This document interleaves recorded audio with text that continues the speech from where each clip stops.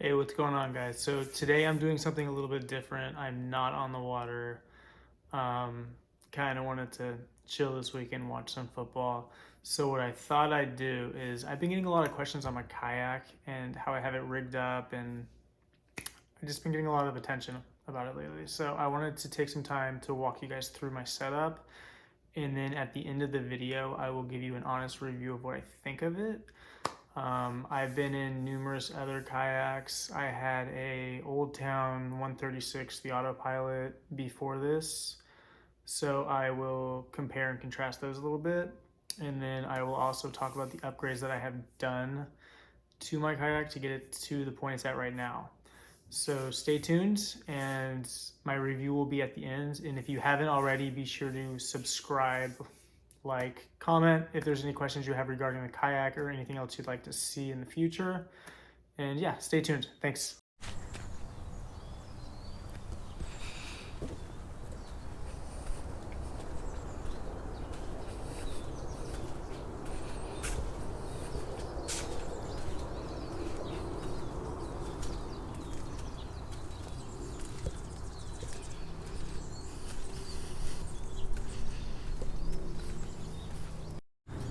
Alright, so I'm going to start in the front, guys. The front hatch of the 360 is where I keep all my miscellaneous. I have my life jacket, my soft plastics. My terminal bait is typically underneath the seat. I throw it in there when I travel. And then at the end of the day, I'm going to lighten the load in here. At the end of the day, I will pull out this bin so then I can go through all my soft plastics and clear out any trash. In here is my bad wiring. I have a 10 amp hour battery with a battery charger in there, Dakota lithium. Put this back in.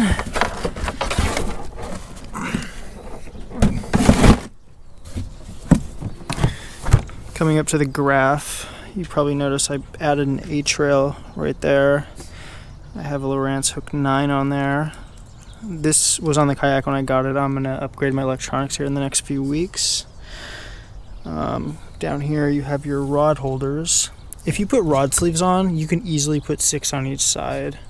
I typically take about 8-9 rods every time I go out. These are the rods that were just with me last time I was out. Over here I have a ram mount with my control for my Torpedo. Super comfortable seat on the Hobies. Everything is twist, so if you want to go up or go back down. Control for the rudder and the 360 drive. Top one is the 360 drive, which is out right now. It's in my garage. And the bottom one is for the rudder. And you have a rudder steer on the other side as well. Let's see. The pull tabs over here. This is for your skeg. This is for your kickstand. The kickstand is actually right there. This little guy right here. So if you wanted to lower the seat, that'll flip back and it'll drop it down. I like the seat in the high position so it's easier to get up and down. Pull tabs on the other side are for your transducer and your rudder. They're all labeled so they're easy. And then inside the center hatch here, the trailer's nice. I don't know if I would have gone out of my way to buy a trailer if I bought a brand new kayak. Since the guy was selling as a set, I said why not. It's pretty easy though. I just back it into my garage here and I don't have to lift anything. And then when I launch it, I'll just tie a rope to the front and then, drive my truck away. I don't have to get wet at all. I have it to the side right now because typically I'll have another kayak with me. Either that right there or my buddy has another pro angler we take out with us. So yeah, guys, that's the kayak. And like I said, I have it fixed in place and I just steer it with the rudder and the 360 drive. But if you have any other questions about the kayak, drop them in the comments and I'll answer them for you. But very impressed with the kayak. It's by far exceeded my expectations. Yeah.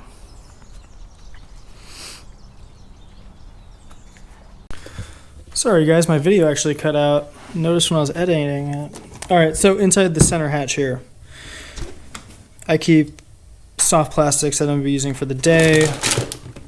My yak power is right down here. I have lights behind the seat.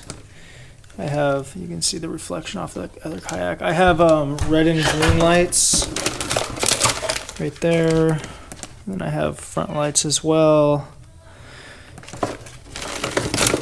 And then let's see, moving to the back, I have the Hobie Accessories. Honestly, I just throw lures in there when I'm done with them. I have my snippers, my pliers.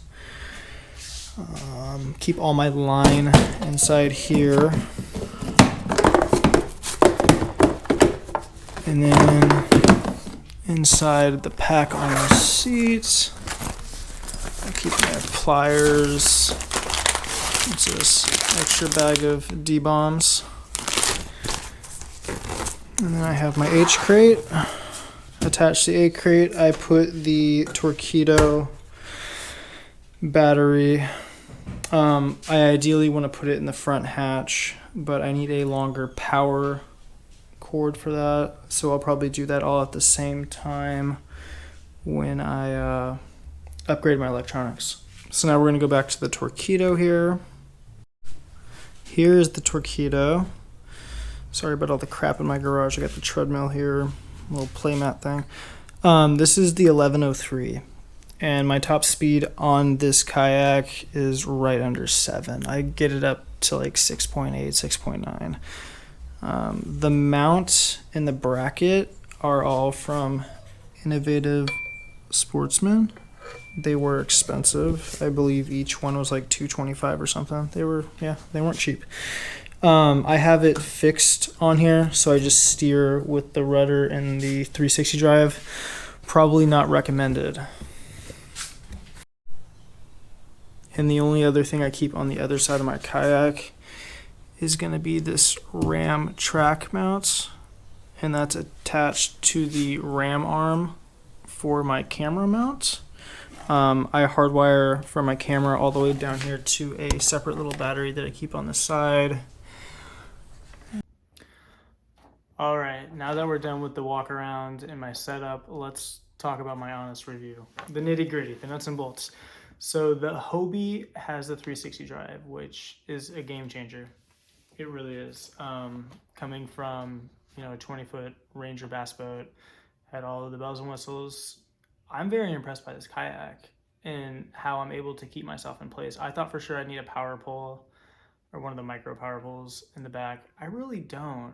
I use my Torpedo on long runs, and then for the most part, I can spin this thing on a dime and keep myself in place, casting at where I need to be casting at without, it's pretty amazing.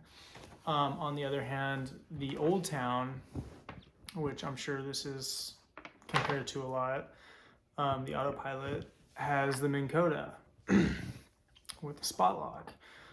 The spot lock will turn if there's winds. I owned the Autopilot for about a year and a half. I fished many hours on it. Great kayak. Storage on the Hobie has the big front hatch. I mean, that's a lot of storage. I put so much stuff in that. And then you can take it out. So every time I'm done on the water, I take it out, I organize my stuff, I prep it for the next time I'm going on the water. The Old Town doesn't have that. It has a little tiny hatch, and you can't even fit a battery in that thing. Anybody that has an Old Town Autopilot, correct me if I'm wrong, but I'm sure a lot of you guys do some aftermarket hatch work on that thing to be able to fit a battery in that hatch, because it's kind of useless space. You can't do anything with it. Stability, they're both stable kayaks. Every kayak on the market now, I mean, especially at these price points, you're talking, what's a Hobie? 55 grand, 5,500, and the Old Town's over $4 grand. All these kayaks are going to be damn stable. stand up and fish on any one of these kayaks, no problem. The Hobie, I feel like I can take bigger water in. I don't know why that is. Maybe it's because the H rails come up a little higher. Maybe I don't know. I feel like I can take a lot bigger water in the Hobie comfortably. I was in some sketchy situations with the Old Town. I didn't feel like I was going to tip over, but the gunnel walls aren't very high on it, especially like in the back. So I was always worried, hey, am I going to lose my $1,000, 100 amp hour battery off the side of this thing? I don't know. Riggability. I'll give it to Hobie, hands down. There's so much room inside the hull. Rigging this thing is a piece of cake. The Old Town would be pretty easy too if the front hatch was bigger, but you really don't have a lot of space to work with there. It was really, really tough for me to rig stuff up on the Old Town. And accessories, Hobie makes everything under the sun. When I went to buy my kayak, I couldn't find one new, so I bought it from an older gentleman about 2 hours away from me. And he had it on a trailer, and he was towing it with his Tesla, and he was fishing in the San Francisco Bay. And used it once, realized it was too much for him. He was like 85 years old, so he decided his fishing days were over, so I just bought the kayak and all of his accessories, and yeah, so I have pretty much every accessory Hobie makes. Weight, they both weigh about the same. Yeah, overall, I'm super, super happy with my kayak. Plans I do have for it is I'm gonna upgrade all the electronics here in the next few weeks. I'll make a video about that. I'm gonna upgrade to a Garmin system. I'm gonna do the pan optics. I'm gonna clean up all my wiring. That's why it's such a mess right now. I've been waiting for the new electronics, and I'm just gonna do it all in one shot. Yeah, so I'll have pan optics. I'll leave my fish finder mounted in the center. I like it right there because it's not in my way. I don't like mounting big bulky items on the H rail. Get kind of claustrophobic. I don't want to bump it with my pole. It's a cluster. I don't like it. So yeah, I'm gonna go back on the Delta Wednesday. So I will have a video uploaded for you guys on Wednesday night, Thursday. Depends on how spry I'm feeling. But yeah, I hear the bite's getting better. Fish are kind of transitioning up a little bit for pre-spawn, so hopefully we can get on a couple. If you haven't already, like and subscribe, helps me out a lot. And yeah, appreciate it, guys. Tune in on Wednesday night. We'll say Wednesday night. I'll have it up for you guys. All right, thanks. Bye.